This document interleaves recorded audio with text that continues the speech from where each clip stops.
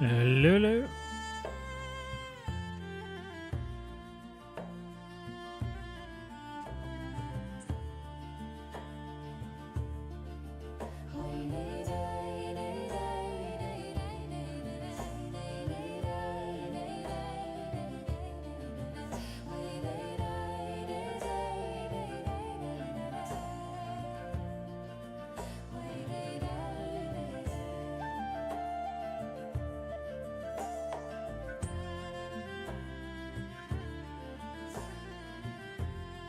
Hello.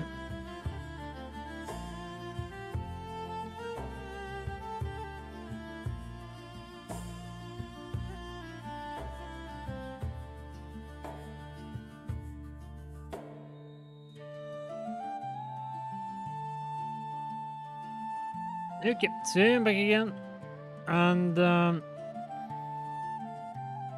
as last time, I had some progress on what I called the B project, and I haven't really looked at the A project, which is okay since I'm having good progress on the B project, which is the Isekai story. And I think I mentioned it last time, but the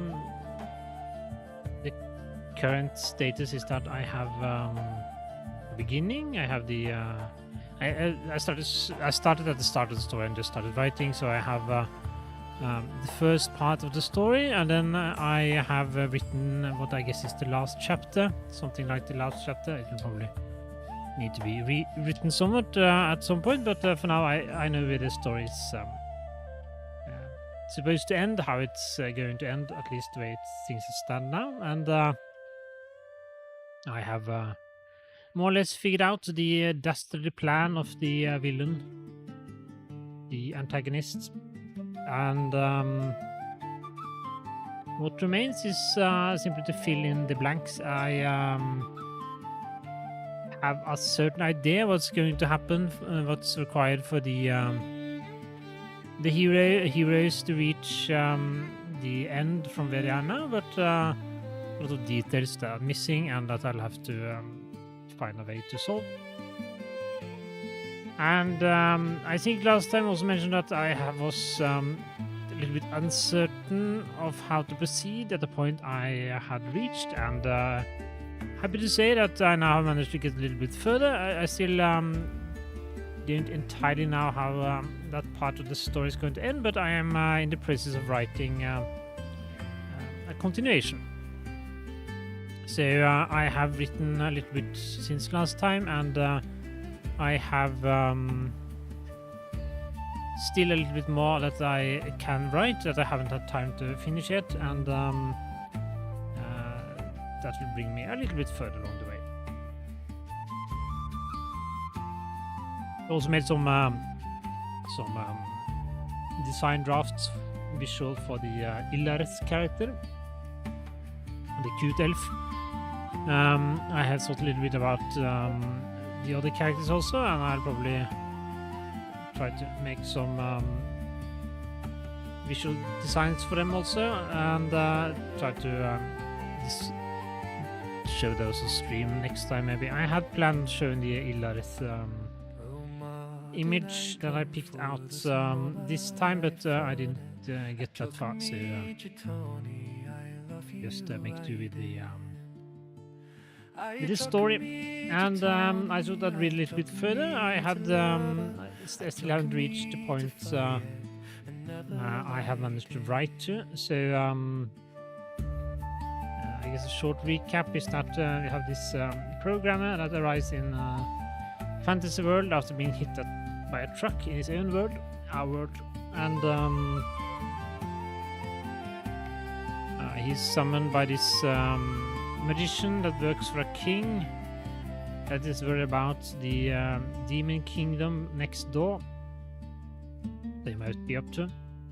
Unfortunately, the hero that they summon doesn't really appear to be the kind of hero that they wanted. They wanted somebody that seemed to be a little bit more powerful. He didn't have any magical power in any of the magic branches that are typically associated with the offensive power and so on. So they just said that's unfortunate and escorted him to the border of the kingdom next door, and then left him go on his way. And he walked around a little bit. He reached a town, and he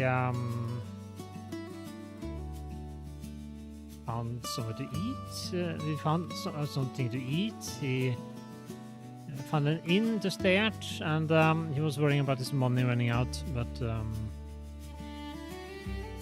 he thought he could probably manage to do something. It appears that he has this unusual ability to read and understand languages, including written languages in this world.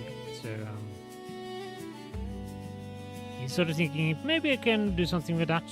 And then this elf walks into the inn, a very cute elf, and she goes to this table where two people are sitting. Been sitting at that table for the entire evening, and when they leave, he is a little bit worried that they might be, the two men might be up to something not very nice. So he follows them, and well, he's not really this expert thief or anything like that. So he's detected fairly quickly and knocked out. And when it comes to, he's in this warehouse where evidently this elf is he's there to purchase some wands from this wand seller. And well, it seems like everybody thinks this was just a misunderstanding, so they plan to let him go when they have finished this transaction with the elf.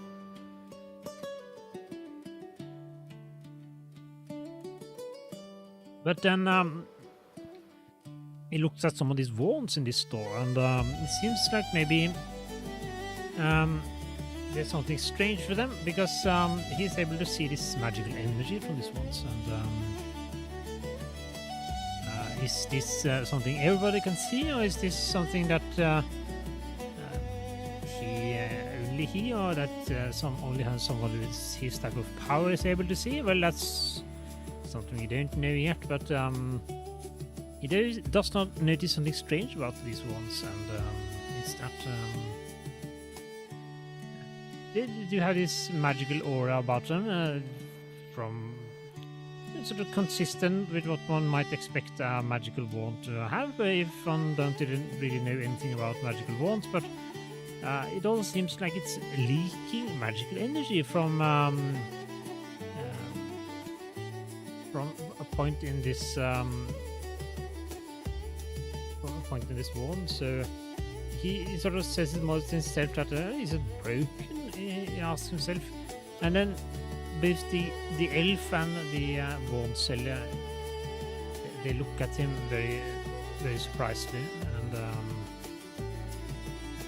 sort of, oh no, I didn't mean that it was broken. I just wondered what time it was. Try to sort of dismiss this, but it probably doesn't fool either of them. And shortly after the transaction finishes, and the elf leaves, and he is escorted back to the inn, and he goes to bed in the inn. He has paid for a night there, and well, he's sort of happy and sort of sad. He's happy that he got to meet the elf. He's sad that we probably won't be able to meet her again, but well, he can perhaps find something to do based on this translation language comprehension ability that he has.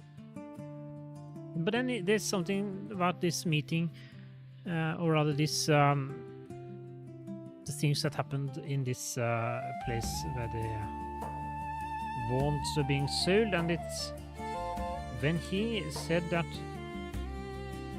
is it broken? The two in the room, the the elf and the Vaughn-Seller, they didn't as much appear to be surprised about the Vaughns being broken. It's more that he noticed that they were broken. And he sort of concludes as he's already gotten in bed and is waiting to fall asleep, that both the elf and the Vaughn-Seller must have known that these Vaughns are broken in some kind of way. And as he's thinking this, he has a creak in the stairwell of the inn outside his room, and he has another creak. It's probably someone coming up the stairs, which are quite creaky. And he can hear some kind of noise outside the inn, also from the outside the window. And basically what happened is that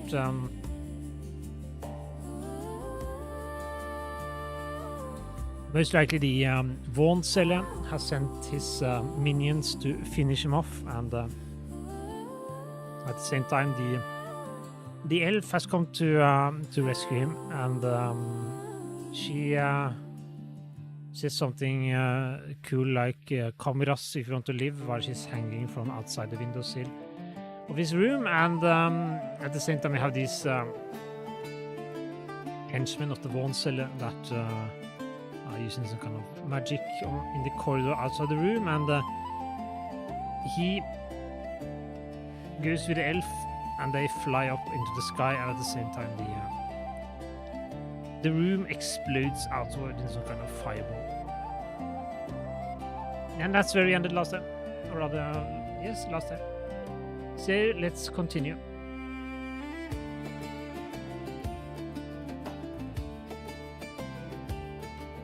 And yes, so we have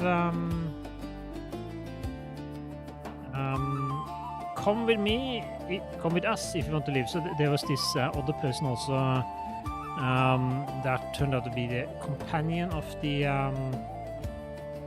elf. She was sitting in the inn when he was there eating. Most likely she was there keeping an eye on everything that was happening before the elf entered in. But she's also there with the elf, and the elf says, "Come with us if you want to live." And the elf spoke calmly from the other side of the room, at the same time reaching out a hand to me. I grabbed the hand, and in an eye blink I was pulled out of the bed and into the darkness. Wind flowing around me. I could feel us flying up into the air at high speed. Below me, a yellow light blossomed out from where my room had been. A little while later, the sound of the explosion hit us. I do not know how we flew, but my ears ringing, we raced through the night. The continuation, what little lights there were in the village quickly faded. The broken trumpet appeared to have caught fire after the fireball or explosion in my room. But we were moving at a high speed, and not before long a mountain blocked also that last light. We were moving through almost pitch darkness, but enough light came from the moons that I could see the outline of two people. Was I being rescued or abducted? I was possibly being affected by some kind of levitation magic. The elf had a grip on the back of my shirt and was pulling me along. One of them, probably the hooded girl, used her magic to propel us in the direction we were going. Facing the direction we came from, I could not really see very well where we were going, but after some time the ground started coming closer. And not because we were descending, we were flying at a constant height towards the peak of a mountain. Not long after, we were slowing down, and soon after I could feel ground under my feet again. I could feel newfound appreciation and understanding for those that felt like kissing the ground after having a harrowing experience on sea or in the air.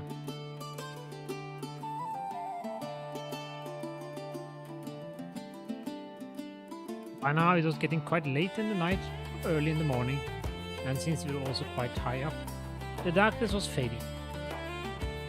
Sunsets were probably not far away. My two companions, if I could call them that, were however still not relaxing. The elf pulled out her big axe and looked around alertly, while the mage pulled what appeared to be a black cloth from her cloak.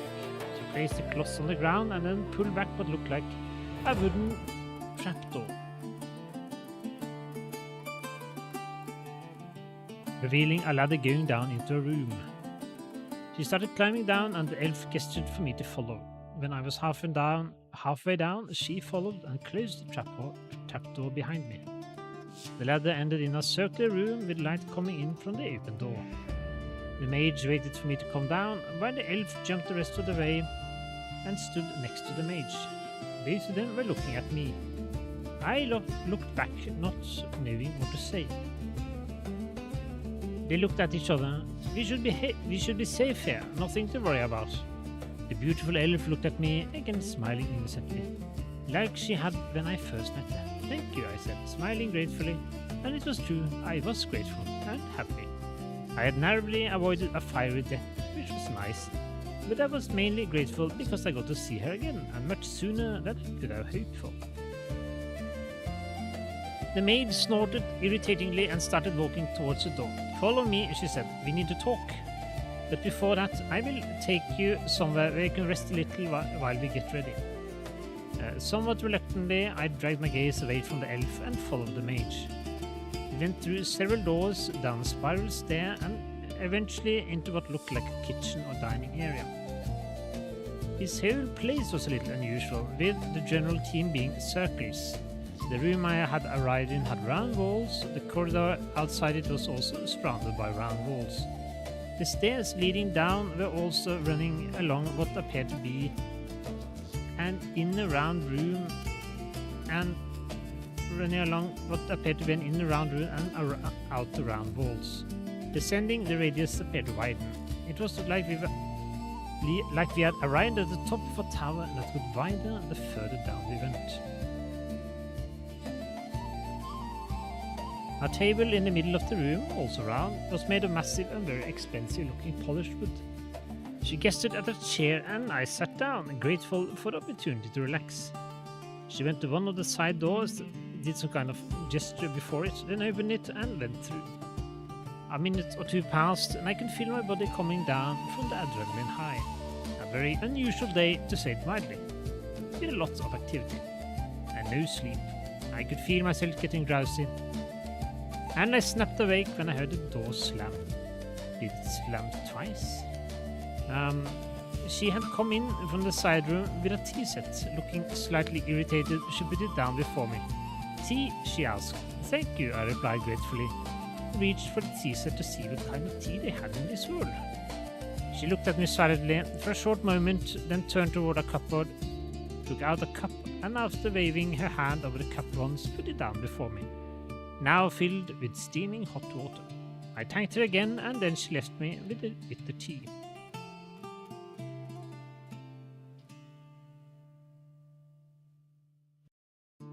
It was not unlike the tea set my old grandmother used to have.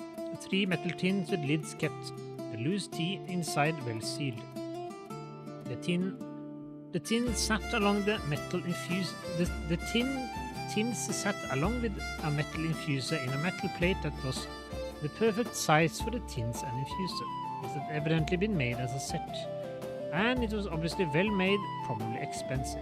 It also looked old and well used over many years, just like the one my grandmother had used. A treasured item that had been used with care over a lifetime.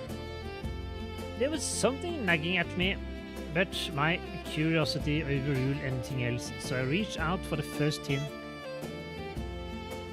removing the lid and looking inside. Loose tea, not unlike the black tea I could get at home, and still strong in smell, so probably recently acquired. Probably a strong flavor in this. I checked the next one, the fruity smell. The last one looked a little greenish, and the smell also not too distant from green tea. So, not only is the food in this world good, I can also have a good tea. And they are beautiful elves. Smiling to myself, I chose some leaves from the black tea and put them in the hot water using the infuser.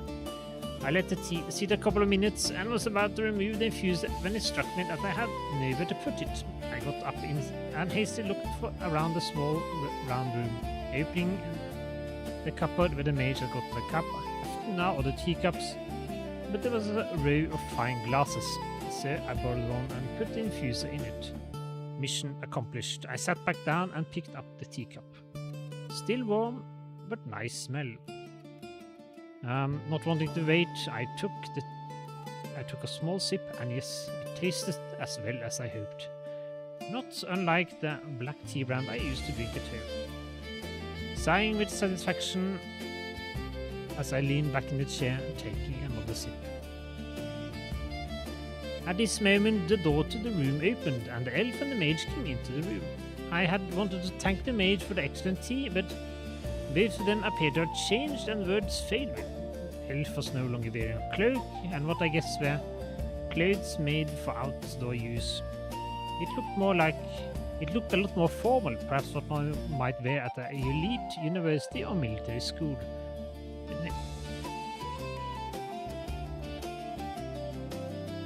The mage was no longer wearing a cloak, and the mage was a girl, but not human. She was obviously a cat girl. Cat hairs and a tail that was waving back and forth.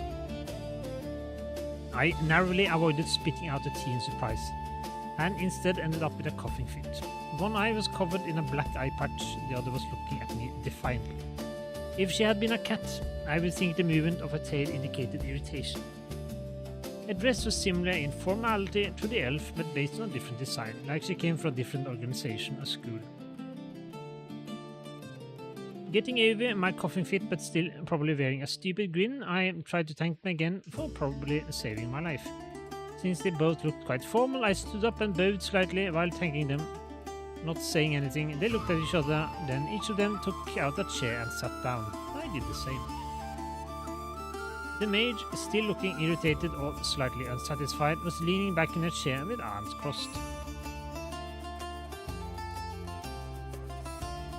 The elf, on the other hand, was leaning forward and smiling brightly, with a dazzling, innocent smile. We never really got the opportunity to get properly introduced. I am Ilaris and this is Onyx, she said, gesturing to the girl next to her. Getting into the easygoing conversation, I replied, Onyx, that's a pretty name, nice to meet you, while smiling at her. She looked a little surprised, then mumbled, nice to meet you. Again, a silent pause, then Ilaris paused, continued. So, now you know a little bit about us, why don't you tell us a little about yourself? I paused. What to say? These two were friendly, but obviously either of them could easily kill me if they wanted to, and I do not really know anything about them. Better to say as little as possible while talking a lot. A veteran of many a performance review meeting with my manager, the best strategy was to overwhelm the opponent with information, preventing any chance of being asked a question that one does not wish to answer. And I thought to myself with satisfaction, I had done a little homework yesterday. As long as the conversation did not go on too long, I will be able to dazzle them with details of the time I actually have spent in this world, short as it may be.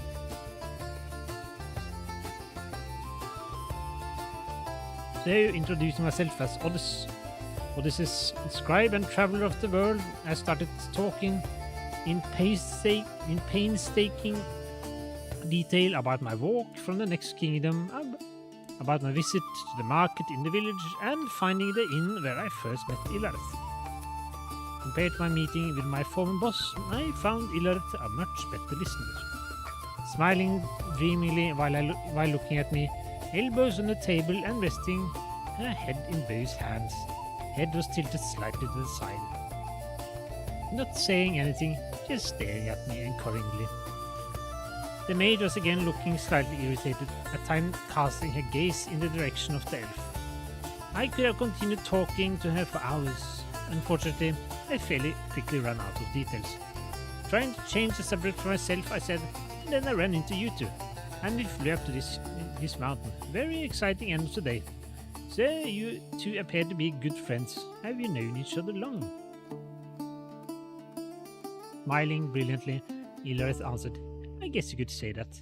That's why it's so fantastic to meet someone new, especially someone that is a traveler of the world. What wonders you must have seen. Please tell us of your travels. Ouch. Not the reply I wanted. Oh, you know, have you seen one dusty road? You have seen them all. Most of my time is spent looking at documents. Not very exciting at all. You two, on the other hand, appear to have an exciting life. This place we are in now, for example. What kind of place is this? A tower in the middle of the mountain? The maid was looking increasingly irritated, perhaps bordering on anger, but she said nothing. Yes, that's right. You could say that we are stuck inside this mountain most of the time, never getting the opportunity to experience much. Where did you come from before getting here? Specific question. I have been attempting to dodge your questions for some time now, so perhaps best to try to answer directly and then make a new attempt at changing the conversation. Oh, I was just in Paltonia. I befriended a cloth merchant from Aslan who was on his way in this direction, and passing through Arenda, I traveled with him to this town, where we went our separate ways. I am thinking of doing business from the town where we met as a scribe and translator. Having traveled far and wide, I picked up many a language, and in a place like that, there are probably not many that can read or write. And since it is so small, there should be little competition.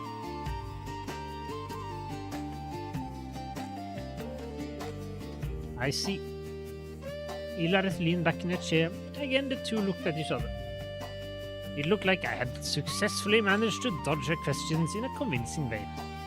The mage got up and left the room while Ilareth leaned forward, saying, Oh, how marvelous! A man of words and letters. I am certain you will do brisk business in that town, but I am glad that we get the opportunity to have a moment of your time first. You see, there are actually some documents that we would have liked to have translated. If you could have a look at them, it turns out that you can read them, we would be infinitely grateful.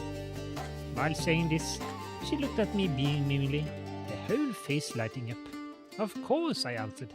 Having rescued me from those brigands in town, I am forever in your debt.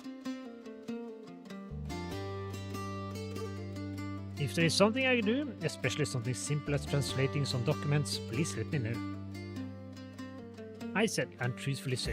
Having successfully dodged questions about my past, I would be happy to help them, especially if it was something as simple as looking at a text. So far, I had not had any problems reading documents in this world, even if so far I had not really looked at any long texts, but I guess those would not be a problem either.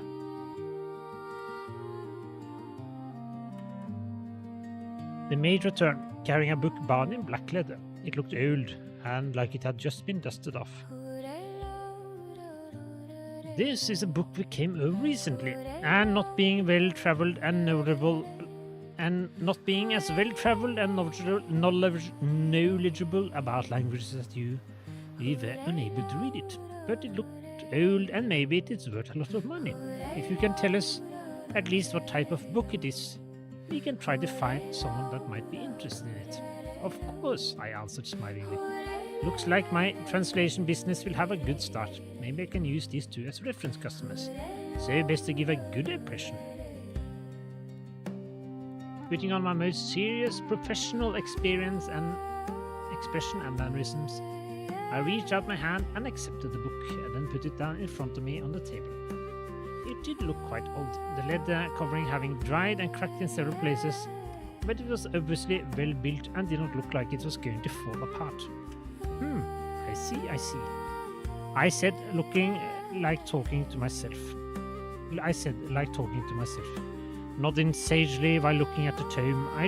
It looked like there had been a title or illustration on the cover, but it was too faded and warped for it to be possible to read. I looked at the spine. Here there were clearly letters, and they were more easily readable. The Draconibus on dragons, I said out loud. Fascinated by the book in front of me, I didn't notice it at the time, but again, the room had gotten that unfortunate silence again. Had I looked up, I would have seen them both staring at me with a mix of shock and badly concealed surprise. Marcoris Tractatus de Draconin, Marcorit's treatise on dragonkind. Oh, dragons, I thought to myself, and reached for the cover to open it. But before I could do so, the mage moved to snatch the book away. Dragons? How boring! I had hoped it would be something interesting. She said out loud to the room, then quickly walked out of the door, carefully carrying the book in both hands. I looked at the elf, and her face was a little bit more difficult to read, more guarded, like she was thinking. Too bad, she said absent-mindedly, then fell silent. An awkward silence followed until the mage came back. Then, with all of us again sitting down, the elf started talking. Well, it was nice to meet you and get to know you a little bit better. I'm certain that we will come to visit you at your store when you do get set up. The next time we have some translation work to be done, maybe next time we can find some tome that is worth some money. The mage was no longer leaning back with her hands crossed, both of them looked concentrated and slightly guarded. Something was up. Smiling, the elf turned to the mage, and speaking to the mage, she said, Too bad, looks like we will have to kill him. I froze. She had not said this in the same language we had been speaking in so far. This was a very different language. It sounded much simpler, less natural, less possibility for grammatic nuance. Maybe a constructed language, so maybe a secret language, especially since they were talking like this in front of me. I pretended not to understand, just continued smiling while looking a little confused. The mage, looking at my face, nodded. Yes, we can dump his body in the forest below the mountains. It will be quickly eaten. Nobody will find him. Sorry, I said, pretending not to understand. Oh, the elf answered. I just said that we can bring you down to the village again. It's been nice meeting you, but you have to get going. Well, likewise, I said, trying to appear calm. It's been great meeting you too. Experience of a lifetime, saving my life from brigands, all that. Much appreciated, as you say. Time to get back. But before that, is there a toilet, washroom or something like that in this place? I would like to freshen up a bit before the trip back.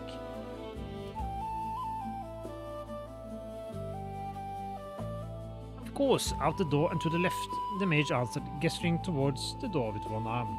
Thanking her, I got up and walked calmly towards the door. Then calmly closed it behind me. Then, at full speed, I sprinted as silently as possible towards the spiral stair, ran up it 3 steps at a time, rushed into the topmost room with a ladder, and almost flew up the ladder. It seemed like everything was going well, but somewhere along the line I must have tripped up, said something wrong. Something very wrong if their action was that extreme. I didn't know what it might have been, but better to get as far away from these two as I could, try to analyze our conversation in more detail later.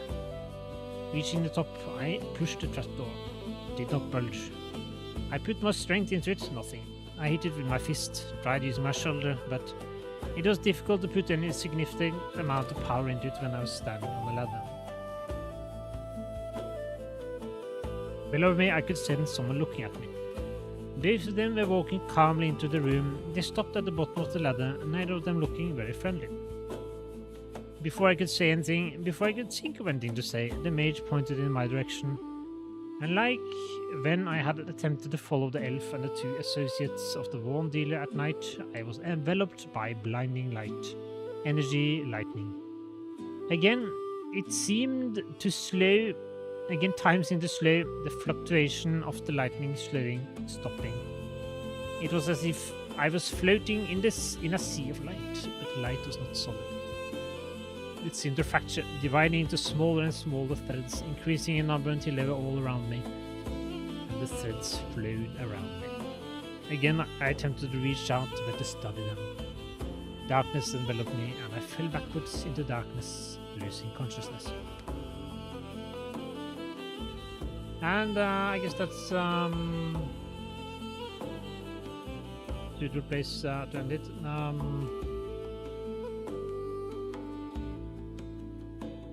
This is the initial conversation between Ilaris and the protagonist.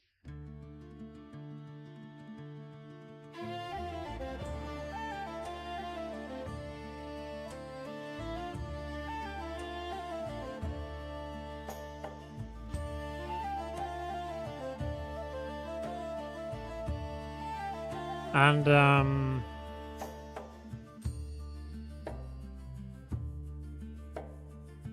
It goes well. Could perhaps have gone better. I have written a little bit more in the second half of the conversation, and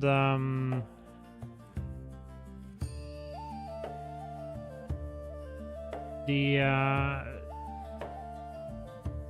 beginning of the events that follow this conversation, and I think perhaps I'll do that next time. So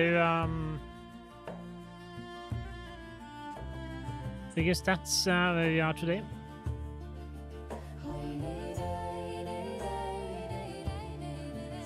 Didn't go entirely the way I expected to. Perhaps it will go better